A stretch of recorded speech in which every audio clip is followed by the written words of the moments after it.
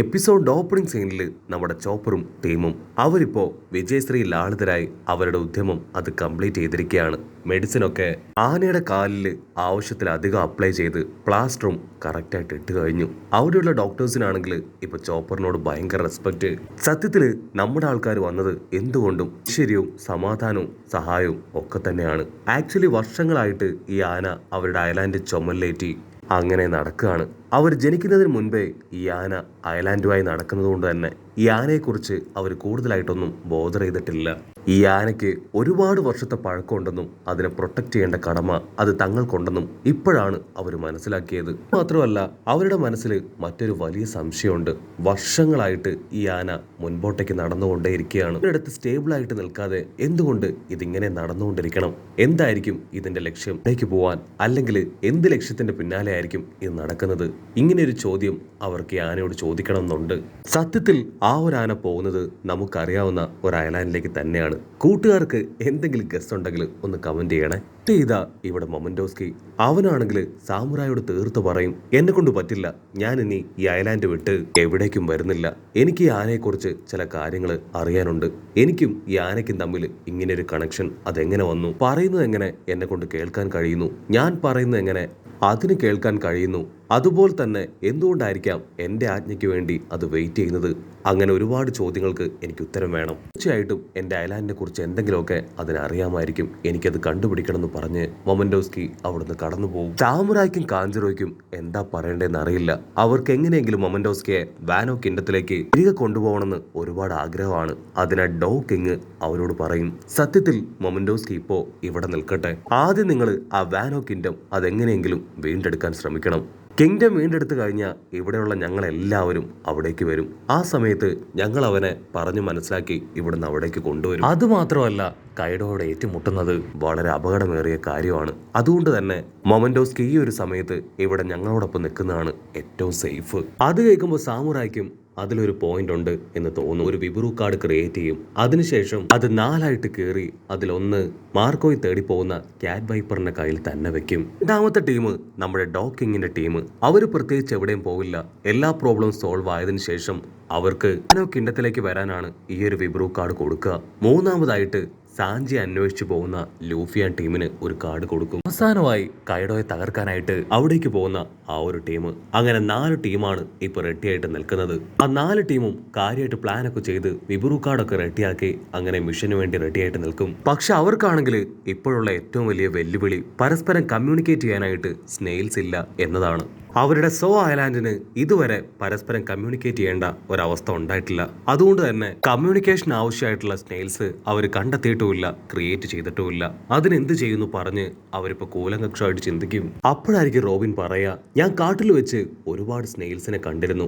അവറ്റകളെ കണ്ടെത്തി ചെറുതായിട്ട് ചില മിനുക്കുപണികളൊക്കെ ചെയ്ത് പരസ്പരം കണക്ട് ചെയ്യുകയാണെങ്കിൽ ഈസി ആയിട്ട് നമുക്ക് പരസ്പരം കമ്മ്യൂണിക്കേറ്റ് ചെയ്യാം. ഇതാ ഇവിടെ ലൂഫിയെ കാണിക്കും.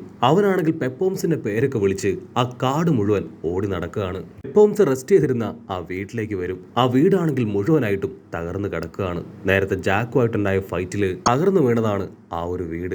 ലൂഫി ആണെങ്കിൽ വീടിന്റെ പാർട്സ് ഒക്കെ അങ്ങനെ ചൊരണ്ടിയും മാന്തിയും വലിച്ചൊക്കെ പുറത്തെടുക്കും. അതിന്റെ ഏറ്റവും അടിയിൽ നമ്മുടെ പെപ്പോംസ് ആള് ശ്വാസമൊക്കെ വലിച്ചുവിട്ട് അങ്ങനെ കിടക്കുകയാണ്. പെപ്പോംസിനാണെങ്കിൽ കാര്യമായിട്ട് പരിക്കൊന്നും പറ്റിയിട്ടില്ല. കാരണം അവന്റെ ബോഡിയിൽ അവനെ പ്രൊട്ടക്ട് ചെയ്യാൻ ഒരു ഷെല്ലുണ്ട്. അതുപയോഗിച്ച് അവന്റെ ബോഡിയെ പ്രൊട്ടക്ട് ചെയ്തിരിക്കുകയാണ്. പക്ഷെ എന്താ, അവൻ ഓൾറെഡി ഒരുപാട് പരുക്ക് പറ്റിയതുകൊണ്ട് തന്നെ ലൂഫി ഓടും പോലെ അവനെ കൊണ്ട് ചാടി ഓടാനായിട്ട് കഴിയില്ല. ലൂഫി അവനെ പതിയെ ഇപ്പൊ പുറത്തേക്ക് വലിച്ചെടുക്കാനായിട്ട് ശ്രമിക്കും. പക്ഷെ അവനെ കൊണ്ട് ഒട്ടും നടക്കാനായിട്ട് കഴിയില്ല എന്ന് മനസ്സിലാക്കിയ ലൂഫി അങ്ങനെ കുറെ തുണികളൊക്കെ കൂട്ടി കെട്ടിയിട്ട് പെപ്പോംസിനെ വലിച്ചു കയറ്റി അവന്റെ മുതുകിൽ വെച്ച് കെട്ടി സ്പീഡിൽ ഓടുകയാണ്. പെപ്പോംസ് ആണെങ്കിൽ ലൂഫിയുടെ സ്പീഡിലുള്ള ഓട്ടത്തില് അങ്ങോട്ടും ഇങ്ങോട്ടേക്കും ആടി ഒലഞ്ഞും മരത്തിൽ പോയി ഇടിച്ചും ഒക്കെ നിലവിളിച്ചുകൊണ്ടേയിരിക്കും. കട്ട് ചെയ്ത പെട്രോ അവനാണെങ്കിൽ കിങ്ങിനോടൊരു കാര്യം ഓർമ്മിപ്പിക്കുകയാണ്. ആക്ച്വലി സാഞ്ചി അവൻ നമ്മളെ ഒരുപാട് ഹെൽപ്പ് ചെയ്തിട്ടുണ്ട്. നമ്മളുമായിട്ട് യാതൊരു ബന്ധമില്ലാഞ്ഞിട്ട് പോലും നമുക്ക് ആവശ്യമായിട്ടുള്ള ഫുഡ്, ട്രീറ്റ്മെന്റ് എന്നിങ്ങനെ ഒരുപാട് കാര്യങ്ങൾ അവനാണ് നമുക്ക് ചെയ്തു തന്നത്. അവൻ കിഡ്നാപ്പ് ചെയ്യപ്പെട്ടത് നമ്മുടെ ഐലാൻഡിൽ വെച്ചാണ്. സോ നമുക്ക് ഇതിൽ കുറച്ച് റെസ്പോൺസിബിലിറ്റി ഉണ്ട്. അവരെ സഹായിക്കാൻ ഞാനും അവരോടൊപ്പം പോകും. ദയവ് ചെയ്ത് അങ്ങ് എനിക്ക് അതിനുള്ള പെർമിഷൻ തരണമെന്ന് അവൻ റിക്വസ്റ്റ് ചെയ്യും. അവനത് ചോദിക്കേണ്ട താമസം സിസിലിയനും അതേ കാര്യം ആവശ്യപ്പെടും. പക്ഷെ പെട്രോയ്ക്കാണെങ്കിൽ അതൊട്ടും ഇഷ്ടാവില്ല. അങ്ങനെ അവർ രണ്ടുപേരും ഒന്നിന് 50 പറഞ്ഞ് 100 പറഞ്ഞ് പൊരിഞ്ഞ അട്ടിയിടി ബഹളം. അതിന്റെ ഇടയിലൂടെ വാണ്ടയാണെങ്കിൽ ഓടി വന്ന് പറയും, സ്ട്രോഹാറ്റ് ലൂഫിയൻ ടീം അവർ വന്നപ്പോൾ മുതൽ ഇതുവരെ അവരുടെ കൂടെ ഉണ്ടായിരുന്നത് ഞാനാണ്. അവർക്ക് തീർച്ചയായിട്ടും എന്തെങ്കിലും ഹെൽപ്പ് ചെയ്യാൻ കഴിയുകയാണെങ്കിൽ അത് എന്നെ കൊണ്ട് മാത്രമേ കഴിയൂ. അതുകൊണ്ട് ഞാൻ എന്തായാലും അവരോടൊപ്പം പോകും. അത് കേൾക്കേണ്ട താമസം ആ നഴ്സ് പെണ്ണ് അവള് പറയും, കൂപ്പറിനെ അസിസ്റ്റ് ചെയ്യാനായിട്ട് ഒരു നഴ്സ് വളരെ അത്യാവശ്യമാണ്, അതുകൊണ്ട് ഞാനും അവരോടൊപ്പം പോകും. അങ്ങനെ അവിടെയുള്ള ഓരോരുത്തരായിട്ട് ലൂഫിയൻ ടീമിന്റെ കൂടെ പോകണമെന്ന് പറഞ്ഞ് ഇപ്പൊ വാശി പിടിച്ച് അങ്ങനെ ഇങ്ങനെ ശല്യപ്പെടുത്താനായിട്ട് തുടങ്ങും. കിങ്ങിനാണെങ്കിൽ എന്താ പറയണ്ടേ എന്താ ചെയ്യേണ്ടതെന്ന് അറിയില്ല.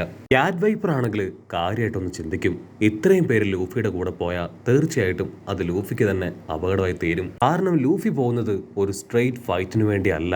അതുകൊണ്ട് തന്നെ ഈ തവണ ലൂഫിയുടെ കൂടെ പെട്രോ മാത്രം പോയാൽ മതി എന്ന് പറയും. അത് കേട്ട് ബാക്കിയുള്ളവർക്കാണെങ്കിൽ ഒരുപാട് വിഷമം. അങ്ങ് പെട്രോയെ തെരഞ്ഞെടുക്കാൻ കാരണം അത് മറ്റൊന്നുമല്ല, ആ പെപ്പോംസുമായിട്ട് ഏറ്റവും കണക്റ്റഡ് ആയിട്ട് ഇരിക്കുന്നത് പെട്രോ ആണ്. അതുകൊണ്ട് തന്നെ അവൻ വിചാരിച്ച പെപ്പോംസിനെ വളരെ എളുപ്പത്തിൽ കൺവിൻസ് ചെയ്ത് അവർക്ക് ആവശ്യമായിട്ടുള്ള കാര്യങ്ങളെല്ലാം അവനെ കൊണ്ട് ചെയ്യിപ്പിക്കാനായിട്ട് കഴിയും. കട്ട് ചെയ്ത ഇവിടെ ഉസോപ്പ് അവനാണെങ്കിൽ പുതിയൊരു അടിപൊളി വെപ്പൻ ക്രിയേറ്റ് ചെയ്ത് നാമിക്ക് കൊടുത്തിരിക്കുകയാണ്. നാമിക്കാണെങ്കിൽ ആ പുതിയ സ്റ്റിക്ക് വെപ്പൻ അത് കുറച്ച് ഇഷ്ടമാവും. ഉസോപ്പ് പറയും, ഈ ലോകത്തിൽ വെച്ച് ഏറ്റവും ഗ്രേറ്റ് ഇൻവെൻഷൻ അത് ഇതാണ്. ടാങ്കിയും ഞാനും ചേർന്നാണ് ഇത് റെഡിയാക്കിയത്. അതുകൊണ്ട് തന്നെ പല അഡ്വാൻസ്ഡ് ആയിട്ടുള്ള ടെക്നിക്സും ഇതുപയോഗിച്ച് ചെയ്യാനായിട്ട് പറ്റും. നാമി ആ സ്റ്റിക്ക് അത് അടിമുടി നോക്കി അതിലേതോ ഒരു ബട്ടണിൽ പിടിച്ച് അമർത്തുകയാണ്. അടുത്ത നിമിഷം ആ സ്റ്റിക്ക് അങ്ങനെ വലുതായി വന്ന് ഉസോപ്പിന്റെ മുഖത്തടിച്ച് ഉസോപ്പ് തെറിച്ച് വീഴുകയാണ്. ഉസോപ്പ് ഫുൾ കലിപ്പിൽ ടെൻഷനായി അവൾക്ക് നേരെ തിരിയും. യു ആർ അൺബിലീവബിൾ, നിന്നോടാരാ ഇൻസ്ട്രക്ഷൻ ഒന്നും വായിച്ചു നോക്കാതെ ആ സ്വിച്ചിൽ പിടിച്ച് അമർത്താനായിട്ട് പറഞ്ഞത്?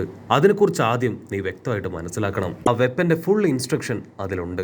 അത് മുഴുവൻ വായിച്ച് മനസ്സിലാക്കി വേണം നീ അത് ഉപയോഗിക്കാനായിട്ട്. അതിൽ കണക്ട് ചെയ്തിരുന്ന ഒരുപാട് ഗാഡ്ജറ്റ്സ് ഒക്കെ വെച്ച് അവൾ വെതറിനെ കൺട്രോൾ ചെയ്ത് ഒരുപാട് പവറൊക്കെ റിലീസ് ചെയ്യാണ്. അവൾ ആ സ്റ്റിക്ക് വെച്ച് പവേഴ്സ് ക്രിയേറ്റ് ചെയ്ത് കാണുമ്പോൾ നമ്മുടെ റൈസോ അവനാകെ ഞെട്ടി അതിലേക്ക് തന്നെ നോക്കി നിൽക്കും. അങ്ങനെ എല്ലാവർക്കും എല്ലാം സെറ്റായി. ഓരോരുത്തരും ഓരോ വഴിക്ക് പോകാനായിട്ട് തയ്യാറായി കഴിഞ്ഞു. വാണ്ടയാണെങ്കിൽ നാമിയുടെ അടുത്തേക്ക് വന്ന് അവളെ ഹഗ് ചെയ്ത് വിഷ് ചെയ്ത് താങ്ക്സ് ഒക്കെ പറയും. മറ്റൊരു ഭാഗത്ത് അവിടെ ഉണ്ടായിരുന്ന ഡോക്ടേഴ്സ് അവരാണെങ്കിൽ ചോപ്പറോടുള്ള നന്ദി അത് ഓപ്പൺ ആയിട്ട് പറയുകയാണ്. അങ്ങനെ ഓരോരുത്തരും അവരുടെ നന്ദിയും വിഷും ഒക്കെ നമ്മുടെ ആൾക്കാർക്ക് കൊടുക്കും. ഉഫിയുടെ ടീമിൽ ഇപ്പൊ മൊത്തം 6 പേരാണ് സാഞ്ചിയുടെ അടുത്തേക്ക് പോകാനായിട്ട് റെഡി ആയിട്ട് നിൽക്കുന്നത്. ഇനി നമ്മുടെ ആൾക്കാരും ഇവിടെയുള്ളവരും എല്ലാവരും മീറ്റ് ചെയ്യാൻ പോകുന്നത് ആ വാനോ കിൻഡത്തിലാണ്. ലൂഫി ആണെങ്കിൽ എല്ലാവർക്കും ബൈ പറഞ്ഞ് അവന്റെ കൈ അങ്ങനെ നീട്ടിക്കൊണ്ടുവന്ന് ടീംമേറ്റ്സിനെ എല്ലാം റൗണ്ട് ചെയ്ത് അങ്ങനെ പുറകിലേക്ക് എടുത്ത് ചാടുകയാണ്. ലൂഫിയുടെ ഭാഗത്ത് നിന്ന് ഇങ്ങനെ ഒരു ട്വിസ്റ്റ് അതവർ പ്രതീക്ഷിച്ചിരുന്നില്ല. അവരാണെങ്കിൽ പേടിച്ച് ഇപ്പൊ ഉച്ചത്തിൽ നിലവിളിക്കും. നാമി, ചോപ്പർ, ബ്രൂക്ക് അവരെല്ലാവരും പേടിച്ച് നോ എന്ന് പറഞ്ഞ് നിലവിളിക്കുകയാണ്. ലൂഫി മാത്രം ഭയങ്കര എക്സൈറ്റ്മെന്റും സന്തോഷവും. അങ്ങനെ അവരെല്ലാവരും ചേർന്ന് ഇപ്പൊ ബിഗ് മോമിന്റെ അടുത്തേക്ക് പോവാണ്. അവരുടെ ഒരേ ഒരു ലക്ഷ്യം ബിഗ് മോമിന്റെ കയ്യിൽ അകപ്പെട്ടു പോയ നമ്മുടെ ടീംമേറ്റ് സാഞ്ചിയെ അവനെ തിരികെ പിടിക്കുക എന്നതാണ്. അവിടുന്ന് അങ്ങനെ സീൻ കട്ട് ചെയ്ത് ആ അലപ്പെസ്റ്റ് ഐലാൻഡ് കാണിക്കും. അവിടെ പ്രിൻസസ് വിവി അവളാണെങ്കിൽ കപ്പലിൽ സെയിൽ ചെയ്യാനായിട്ട് അവളുടെ കപ്പലിന്റെ അടുത്തേക്ക് വരും.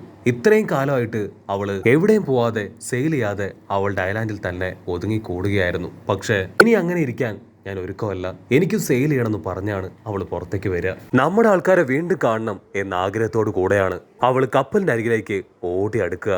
അങ്ങനെ അവിടെ വെച്ച് ഈ ഒരു എപ്പിസോഡും അവസാനിക്കുന്നു. എപ്പിസോഡ് ഇഷ്ടപ്പെടുകയാണെങ്കിൽ തീർച്ചയായിട്ടും ലൈക്ക് ചെയ്യാനും കമന്റ് ചെയ്യാനും ഷെയർ ചെയ്യാനും മറക്കല്ലേ. അടുത്തൊരു അടിപൊളി എപ്പിസോഡുമായിട്ട് കാണുന്നവരെ it's me with Mallu episode.